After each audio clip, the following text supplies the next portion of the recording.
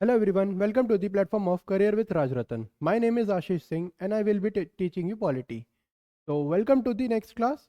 In the previous class, I taught you about the president and the vice president and both are the part of the union executive. अब इस class में हम पढ़ेंगे governor. Governor हम क्यों पढ़ेंगे? क्योंकि इसके ऐसा हो सकता था कि हम पहले प्रेसिडेंट पढ़ लें, वाइस प्रेसिडेंट, फिर हम प्राइम मिनिस्टर पढ़ लेते. लेकिन प्रेसिडेंट और वाइस जो हमारे गवर्नर है, एक यूनियन पे और एक स्टेट लेवल पे दोनों की पोजीशन सेम है. कुछ डिफरेंसेस हैं उनके अपॉइंटमेंट में और टर्म्स में and how they are removed, but काफ़ी सारी सिमिलरिटीज़ हैं. तो आपको पढ़ने में और याद रखने में एग्जाम के परस्पेक्टिव के हिसाब से बहुत ईजी होगा, आप रिलेट फील कर पाएंगे. इसीलिए let's start with the topic of governor. Okay, now the first is introduction. The introduction of governor, as I told you in the class when I was teaching about the president is the part of the union executive, and so is the governor is the part of the state executive. Article 153 to 167 talks about the state executive. And who are the parts of the state executive? Like in union executive, I already told you that the president, vice president, prime minister and the council of ministers, advocate general of India, they form the union executive. And who are the part of the state executive? First is governor, chief minister, CM, council of minister, and the last, advocate general of state. अब हम union के executive से compare करें तो governor की जगह पर वहां पर हमारे पास कौन है? प्रेसिडेंट. सीएम की जगह कौन है? पीएम. काउंसिल ऑफ मिनिस्टर्स, दोनों इसमें सेम है, दोनों के फंक्शंस भी सेम है, इसीलिए council of minister union executive में दोनों में सेम आता है, बस उनका कॉन्स्टिट्यूशन कौन करता है? तो सीएम. और इसमें एडवोकेट जनरल ऑफ स्टेट आता है स्टेट में, और यूनियन में कौन आता है? Attorney general of India. Okay, तो ये डिफरेंस है इसमें. अब इसमें जो एक नोट करने वाली बात है कि जैसे हमारे यूनियन एग्जीक्यूटिव में एक होता था वाइस प्रेसिडेंट, लेकिन स्टेट एग्जीक्यूटिव में ऐसी कोई पोजीशन नहीं है, वाइस गवर्नर जैसी कोई पोजीशन नहीं है. यहाँ पर सिर्फ हमारे पास गवर्नर होता है. तो ये पॉइंट नोट कर लेना. No vice governor at state level like that of vice president at the union level.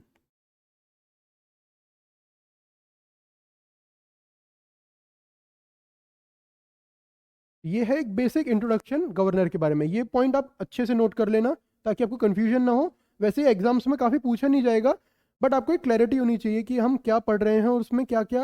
अगर हम यूनियन के बारे में पढ़ रहे हैं तो यूनियन एग्जीक्यूटिव कौन फॉर्म करता है वो आपको पता होना चाहिए. स्टेट एग्जीक्यूटिव पढ़ रहे हैं तो उसके कौन कौन पार्ट हैं वो आपको पता होने चाहिए. तो the next topic about the governor is appointment and qualifications. मैंने जैसे आपको वीडियो की स्टार्टिंग में बताया कि there are some differences between the president and the governor. वो उसमें से जो एक मेजर डिफरेंस फॉर्म करता है वो है अपॉइंटमेंट. प्रेसिडेंट का जो अपॉइंटमेंट होता था वो एक indirect election, proportional representation and the single transferable vote, इस मेथड से होता था. अब in the case of governor there is no election, no direct and no indirect election. There is no kind of election is held for the appointment of governor. अब governor का फिर appointment होता कैसे है एक्चुअल में? अगर देखा जाए तो हम गवर्नर को जो हम कह सकते हैं वो कह सकते हैं कि agent of central government.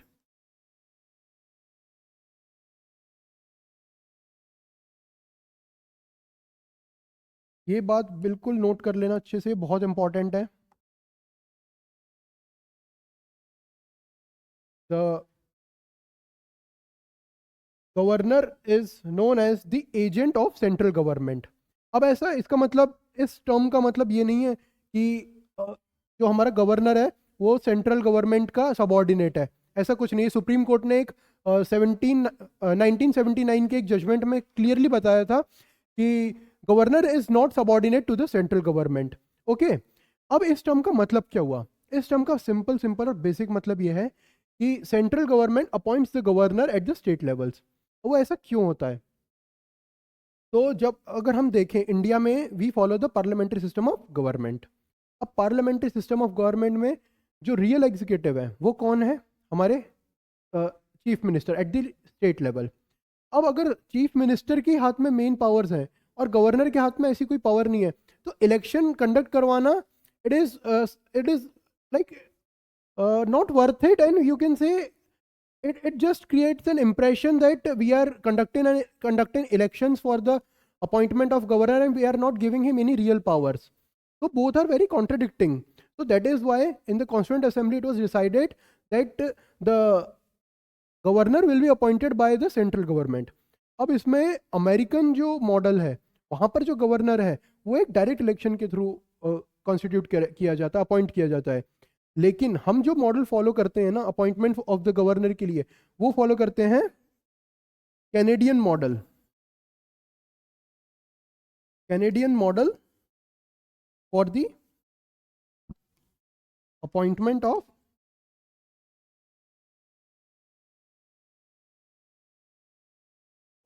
Governor. ये आपको बहुत अच्छे से याद रखना है कि हम कौन सा मॉडल फॉलो करते हैं for the appointment of governor. अब कनाडा में क्या होता है, जो स्टेट लेवल पे हमारा गवर्नर होता है that is also appointed by the central government, और जो स्टेट लेवल पर जो इसका एनालॉगस होगा गवर्नर का in Canada, that is the governor general eight the union level. Okay, अब इसमें जो मैं आपको एक और बात जो इंपॉर्टेंट बताने जा रहा हूँ वो एग्जाम के परस्पेक्टिव से काफ़ी इंपॉर्टेंट है, वो हर तरह के एग्जाम से पूछे जाते हैं, इवन यूपीएससी में भी पूछे जाते हैं। तो just remember this point very clearly and try to remember the amendment that I'm going to tell you. Okay, अब जैसे मैंने जो आपको बताया हूं कि गवर्नर यूनियन गवर्नमेंट अपॉइंट करती है, तो इसका मतलब ये है कि एक स्टेट के दो से ज्यादा, मतलब दो स्टेट्स के सेम गवर्नर हो सकता है। ओरिजिनली ये हमारी कॉन्स्टिट्यूशन में नहीं दिया हुआ था। ओरिजिनली जो हमारा था कि एक स्टेट के लिए एक governor. Okay, after the seventh amendment 1956, it was declared that we can have one governor for two or more states and union territory. अब सेवेंथ अमेंडमेंट 1956 में ये क्लियरली बता दिया गया था कि हम एक गवर्नर को दो से ज़्यादा स्टेट्स में अपॉइंट कर सकते हैं। इसका मतलब क्या हुआ कि अगर सेंट्रल गवर्नमेंट चाहे तो महाराष्ट्र और इवन यूपी में सेम गवर्नर अपॉइंट कर सकती है। वो ऐसा करेगी नहीं क्योंकि काफ़ी दूर है, एडमिनिस्ट्रेशन में काफ़ी दिक्कत आएगी, लेकिन ऐसा होता है काफ़ी बार, जो एडजेसेंट यूनियन टेरिटरीज या स्टेट्स होते हैं वहाँ पर सेम गवर्नर को अपॉइंट कर दिया जाता है। अब इसमें जो एक और बात जो इम्पॉर्टेंट है वो ये है कि जो गवर्नर है उसको हम, अब उसकी जो वैसे टर्म है वो 5 साल है, तो अगर यूनियन गवर्नमेंट चाहे तो अगर कोई, I will give an example, suppose there is an governor in Maharashtra and he has served 3 years of his term in Maharashtra. So if the union government wishes, he can transfer the governor to any other state for the remaining term. That is, the 2 years are remaining in his term. So the union government can transfer the governor to any other state for the remaining part of the term. It is up to the union government whether they want to appoint the same governor in 2 or more states or not, and whether they want to continue the term of the governor in the same state or whether they want to transfer the governor. Okay, so the governor can be transferred to other state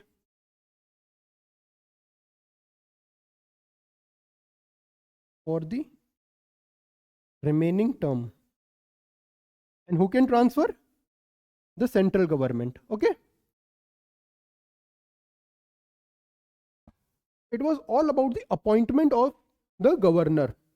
Please note down this. Now the other thing which is important from the perspective of the governor is the qualifications. What are the qualifications that are needed for a person to be appointed as the governor of any state? Qualifications.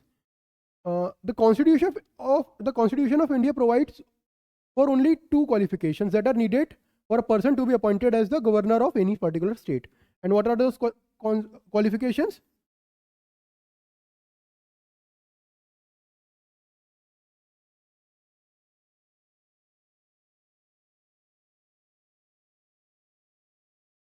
First, he should be a citizen of India.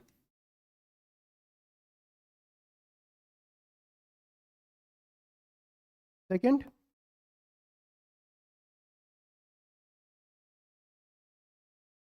he should have completed 35 years of age. अब यहाँ से आप clearly एक difference note कर सकते हैं कि जब मैंने आपको प्रेसिडेंट के बारे में पढ़ाया था तब मैंने आपको क्लियरली बताया था कि जो qualifications that are needed for a person to be appointed as a president are that he should be a citizen of India, he should have completed 35 years of age, and he should be eligible to contest the elections of Lok Sabha. लेकिन governor के case में ऐसा कोई provision नहीं है कि he should be eligible to contest election for state legislative assembly or council. ऐसा कोई प्रोविजन नहीं है. So constitution provides only these two qualifications for the appointment of person as a governor. अब ये तो मैंने आपको इसलिए मैंने पॉइंट इसलिए मेंशन करा है कॉन्स्टिट्यूशनल क्वालिफिकेशंस क्योंकि दो और ऐसी क्वालिफिकेशंस हैं that have been developed by the convention. They are not provided under the Constitution of India, but they have been developed by some conventions. And what are those qualifications?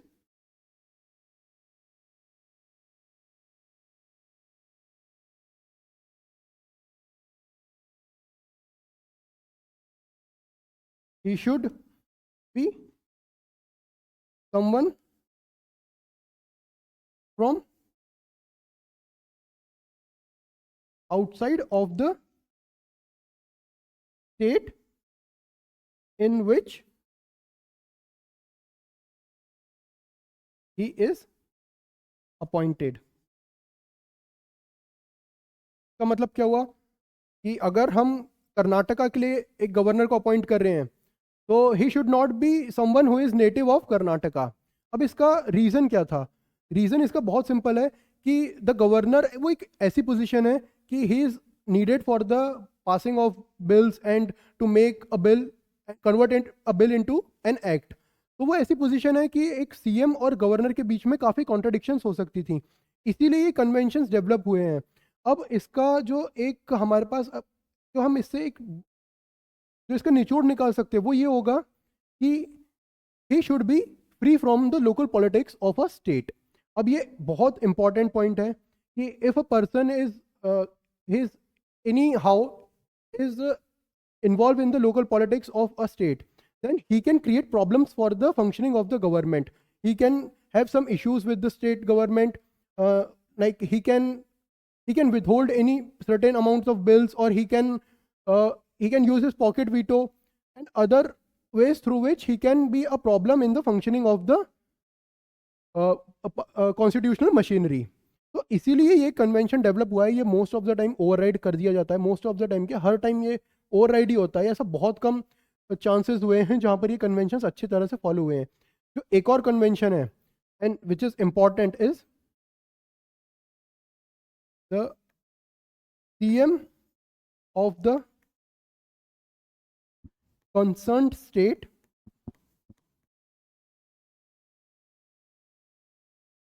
should have a say in the appointment of governor.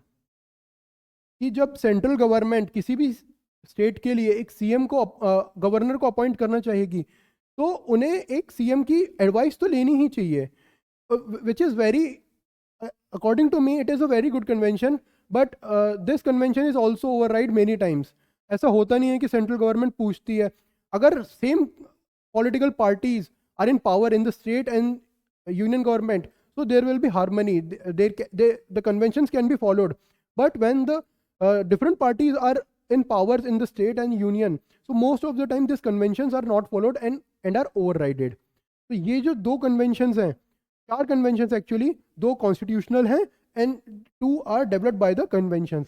इनको आप note कर लो, और ये इनका distinction हमेशा याद रखना कि कॉन्स्टिट्यूशनल और कन्वेंशंस दोनों अलग चीज़ हैं। एग्जाम्स में काफ़ी बार पूछ सकते हैं कि कॉन्स्टिट्यूशनल क्वालिफिकेशंस क्या क्या हैं, और आपको ऑप्शंस में जो कन्वेंशंस डेवलप हुए हैं वो दे देंगे। सो उसमें कंफ्यूज मत होना कि कॉन्स्टिट्यूशनल क्वालिफिकेशंस कौन सी है और कन्वेंशन से डेवलप हुई क्वालिफिकेशंस कौन सी हैं। Please note down this. Now coming to the next topic, it is the term of office. I already told you about this कि ऐसा कुछ खास है नहीं इसके टर्म के बारे में, गवर्नर के बारे में। ऐसा मैं क्यों बोल रहा हूँ, वो बहुत ज़रूरी है कि प्रेसिडेंट को जो हम अपॉइंट करते थे 5 साल के लिए, तो the removal of the president is very hard. Hard in the sense कि the impeachment of the president for the violation of the constitution requires the special majority of the Lok Sabha and the Rajya Sabha. But in the case of the governor, the appointment of the governor and the removal of the governor depends on the pleasure of the president. अब इसका मतलब क्या हुआ कि term of office तो basically कितना है, 5 years, and depends on the pleasure of the president. इसका मतलब ये हुआ कि whether a governor has completed his 5 years terms or not, the president can remove the governor at any time. What is it? The president can remove the governor at any time. अब इसका मतलब क्या हुआ है कि जो governor है उसके पास सिक्योरिटी ऑफ टेन्योर है नहीं। अब ये केस सुप्रीम कोर्ट में भी गया था कि whether the governor should have the security of tenure और नॉट, तो उसमें गवर्नर सुप्रीम कोर्ट ने भी ये बोला था कि the decision of the president is not justiciable. इसका मतलब क्या हुआ कि whether the union government removes the governor at any point of time, it won't be the jurisdiction of the our justice system to involve.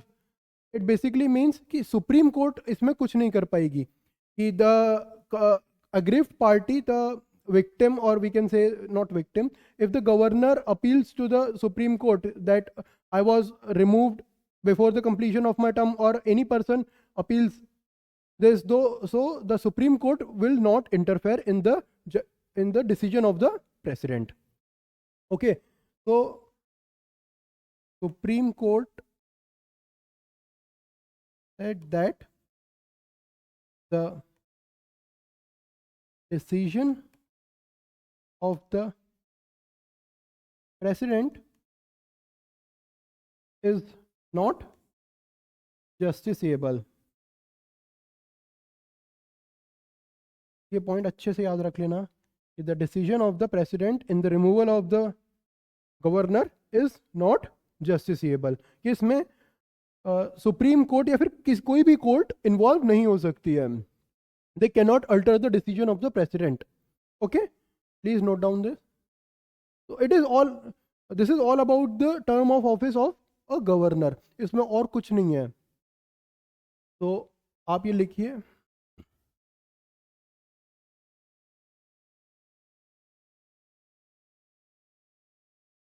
The next topic about the position of the governor is the veto power, ordinance making power and the pardoning powers. अब इसमें comparing लिखा है मैंने, वो comparison किसके साथ है? वो है प्रेसिडेंट ऑफ इंडिया. मैंने आपको वीडियो के स्टार्टिंग में भी बताया था कि the position of president at the union level and the position of the governor at the state level are analogous. There are some differences and I already told you about them.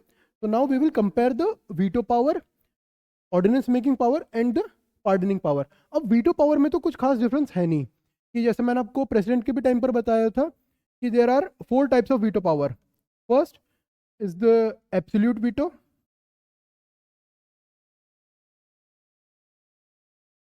Second, qualified veto.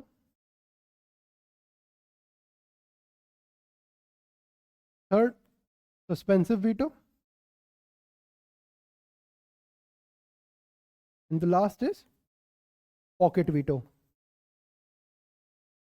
मैंने आपको बताया था कि the qualified veto is not available with the president of India. It is available with the president of America. तो ये तो India में है नहीं. अब ये 3 पावर्स हैं, veto powers, which can be exercised by the president of India, and the same 3 powers can be exercised by the governor of a state. अब ये veto power को मैंने आपको ऑलरेडी डिफाइंड कर दिया है. तो इस वीडियो में मैं बस आपको डिफरेंसेस बताऊंगा कि जब एक बिल एक प्रेसिडेंट के पास आता था, he had 3 alternatives, whether to withhold the bill or approve the bill, or he can return the bill for the reconsideration of the parliament. And in the case of governor, the same is followed. If a bill is received by the governor of a state for his assent, he also have 3 alternatives. He can withhold the bill, he can approve the bill, and he can return the bill for the reconsideration of the state legislature. अब इसमें एक fourth भी होता है जो कि governor के पास है, and it is the discretionary power of the governor. That is can reserve the bill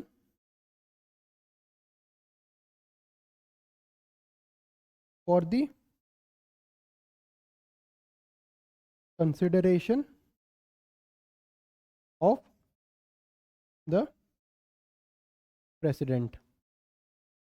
अब जब एक गवर्नर कोई भी बिल एक प्रेसिडेंट के असेंट के लिए रिजर्व कर लेता है, उसके बाद एक गवर्नर का उस बिल से रिलेटेड काम सब खत्म हो जाता है कि अब जो भी डिसीजन होगा, whether that bill will be converted into an act, it depends on the discretion of the president. अब इसमें गवर्नर का कोई रोल नहीं होगा कि अगर कोई भी गवर्नर होल्ड ना करे कि वो पहले ही उन 3 अल्टरनेटिव्स में से विथहोल्ड, अप्रूव और रिटर्न द बिल, इन तीनों में से कोई भी एक अल्टरनेटिव चूज कर ले, तो उसमें गवर्नर का कंप्लीट से रहेगा कि suppose the governor returns the bill for the reconsideration.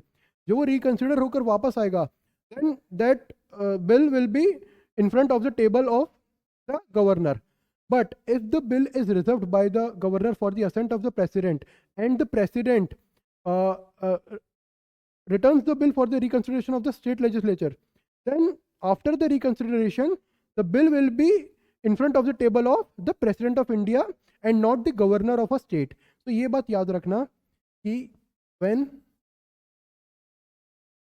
the bill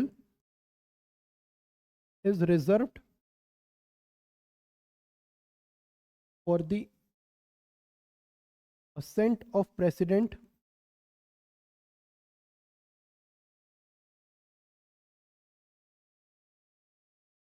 by the governor, the president can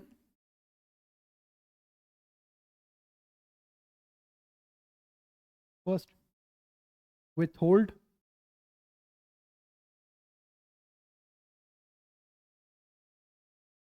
approve the bill and return the bill for the reconsideration of the state legislature. अब ये return वाले case में कि जब वो reconsider होकर वापस आएगा बिल, तो the bill will be presented in front of the president of India and not the governor of a state. ये पॉइंट बहुत इंपॉर्टेंट है, ये याद रखना.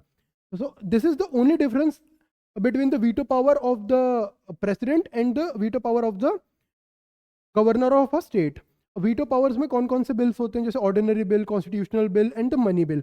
उन तीनों में सेम प्रोसीजर फॉलो होता है। और प्रेसिडेंट और गवर्नर के पास तीनों केसेस में constitutional bill, ordinary bill and the money bill, उन तीनों में सेम पावर्स है। अब किसी भी केस में whether the bill is constitutional bill or any kind of bill, when the governor reserve the bill for the consideration of the president, उसमें same चीज फॉलो होगी।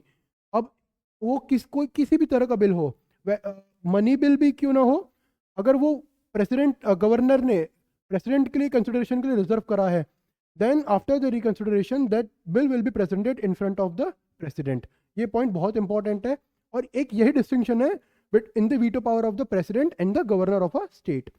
Now coming on to the next difference and the next comparison, that is the ordinance making. पहले आप ये point लिख लो अच्छे से।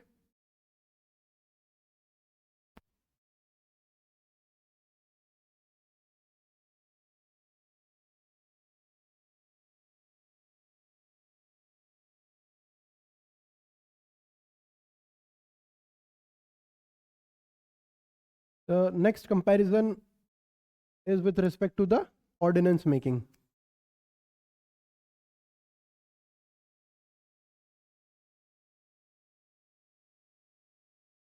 अब ऑर्डिनेंसेस कब एक प्रेसिडेंट ऑर्डिनेंस कब बनाता था कि जब जो भी हमारे राज्यसभा और लोकसभा है दोनों में से जब कोई भी एक जब सेशन में नहीं होती थी, then the president can pass an ordinance.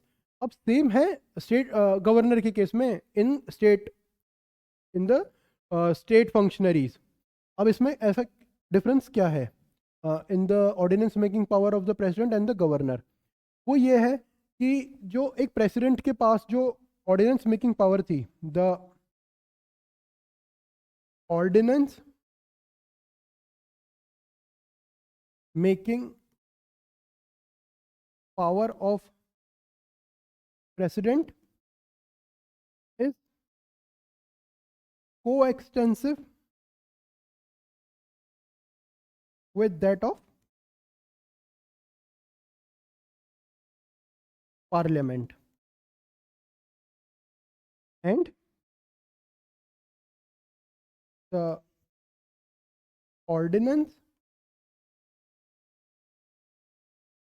making power of governor is coextensive with state legislature। अब इसका क्या मतलब हुआ कि जो जिन भी टॉपिक्स पर जो 7th शेड्यूल के जो पार्ट्स हैं जो भी लिस्ट में दिया हुआ है, वेदर इन लिस्ट 1 और द कॉन्करेंट लिस्ट, जिस जिस टॉपिक्स पर पार्लियामेंट एक बिल पास कर सकता है, उन्हीं टॉपिक्स पर उन्हीं पॉइंट्स पर एक प्रेसिडेंट ऑर्डिनेंस पास कर सकता था। And the same goes with the ordinance making power of the governor, but the difference is the power is coextensive with that of the state legislature. यानी जो भी स्टेट लिस्ट में जो भी हमारे पास टॉपिक्स दिए हुए हैं, जिन टॉपिक्स पर एक स्टेट लेजिस्लेचर बिल पास कर सकता है, उन्हीं टॉपिक्स पर एक गवर्नर ऑर्डिनेंस बना सकता था। अब इसका मतलब क्या हुआ कि अब जो डिफरेंस है ये हो गया कि बस दोनों के जो कोएक्सटेंसिव जो इनकी पावर्स हैं उसके बीच का डिफरेंस हो गया। The major difference lies in the fact that कि जो भी बिल्स में एक गवर्नर को एक प्रेसिडेंट की असेंट चाहिए होती है, वो सेम चीज़ों में एक गवर्नर को ऑर्डिनेंस पास करने के लिए भी प्रेसिडेंट की असेंट चाहिए होगी। कि अगर एक प्रेसिडेंट अगर वो बिल जैसे एक गवर्नर को एक ऑर्डिनेंस पास करना है, and in the same bill if that is formed by the state legislature and the assent of the president was required, and so the same will be followed in the ordinance of the governor.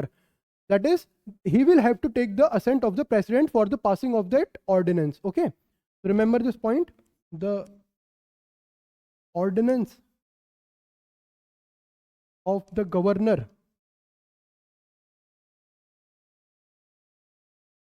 will require the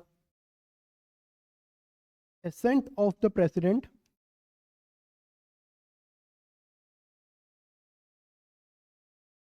when the same law when same law, not, it won't be a law, the same bill will be formed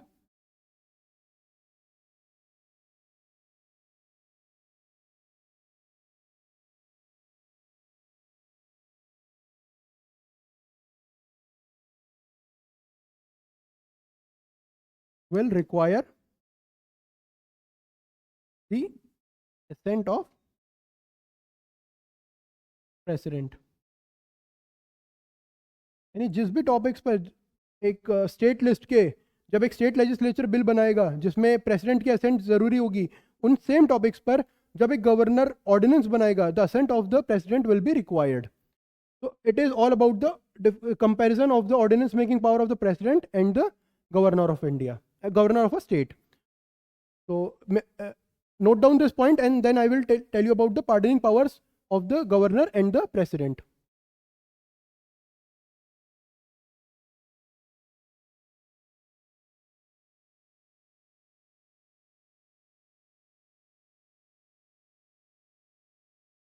Now the comparison of the pardoning powers. In pardoning power of the president and the governor, अब जो इसमें major difference जो लाई करता है वो एक या दो पॉइंट्स को लेकर मेजर डिफरेंस है. कि मैंने आपको जैसे बताया था कि the president can pardon the death sentence whether it is given under the law of the union or the state. The president can pardon a death sentence, but the governor cannot pardon a death sentence whether it is given under the law of a state or whether it is given under the law of union. So this is the major difference between the pardoning powers of the governor of a state and the president of India.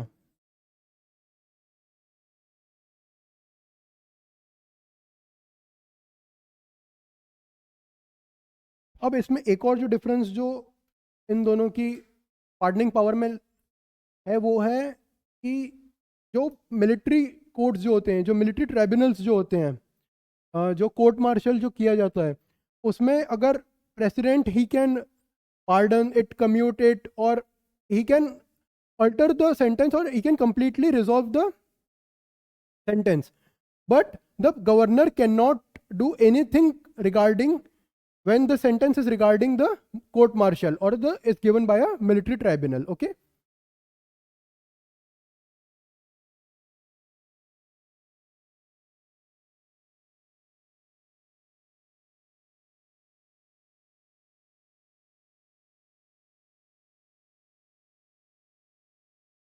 military court martial and cannot pardon the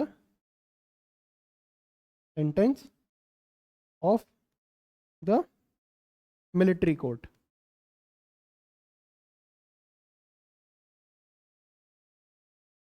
ये point भी बहुत important है, इसको याद रखना कि इन दोनों की पार्डनिंग पावर्स में ये दो ही मेन टॉप पॉइंट्स हैं जो एक डिफरेंस क्रिएट करते हैं, बाकी सारी चीज़ें सेम हैं.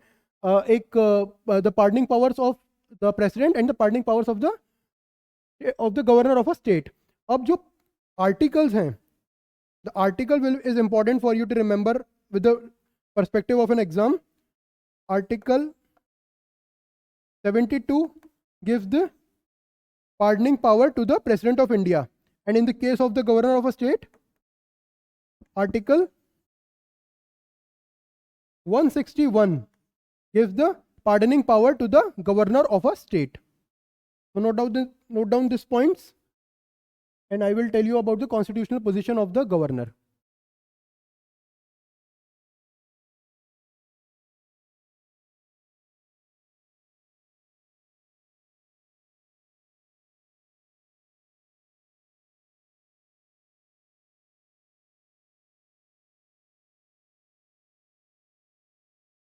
The constitutional position of the governor of a state.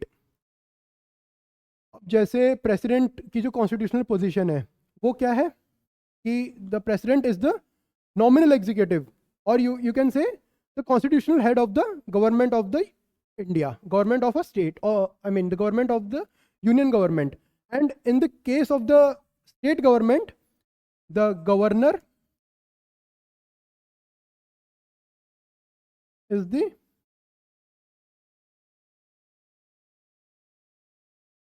nominal executive.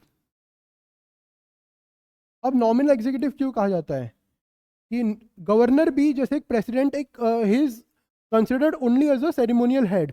So in the functioning of a state government, the governor is considered as a ceremonial head. कि गवर्नर के पास ज़्यादा powers है नहीं, कि जो भी पावर्स हैं वो the head of the council of ministers, that is the CM of state के पास है. And in the same case the real powers lies with the PM of India and not with the president of India. ये हो गया एक constitutional position, वो कि governor of a state के बारे में, कि वो है एक नॉमिनल एग्जीक्यूटिव. अभी हमें किस आर्टिकल से पता चलता है कि the powers of the governor of a state are not real and are nominal? Those articles are Article 154. Article 154 clearly tells us about that the executive head of a state is the governor of the state, and Article 163 and 164. Article 164 gives us the collective responsibility of the Council of Ministers of a state that lies with the state legislative assembly, and Article 163 gives that there should be a council of ministers to aid and advise the governor of a state. The difference lies between the discretion powers of the governor and the president, but that is not very much important from the exam perspective. You just have to remember that the discretion powers of the president are mentioned in the constitution, are not mentioned in the constitution, and of the governor are mentioned in the constitution. Okay, so this was all about the governor of a state. अब इसके बाद जो हम पढ़ेंगे that will be the emergency powers. वो हम क्यों पढ़ेंगे इमरजेंसी पावर्स? हम इसलिए पढ़ेंगे कि the role of the governor and the president is very important with respect to the emergency powers. अब आप एक प्रेसिडेंट की फंक्शनिंग और पावर्स और उनके अपॉइंटमेंट समझ गए, गवर्नर की समझ गए, तो आप इमरजेंसी पावर्स भी बहुत आसानी से समझ जाएंगे. इसलिए the next topic that we are going to study is the constitutional power, I mean the emergency powers. Okay, so that is all about the governor of a state. इससे ज़्यादा आपको गवर्नर के बारे में पढ़ने की कोई ज़रूरत भी नहीं है. So that's it for today. I will meet you in the next class. Thank you all.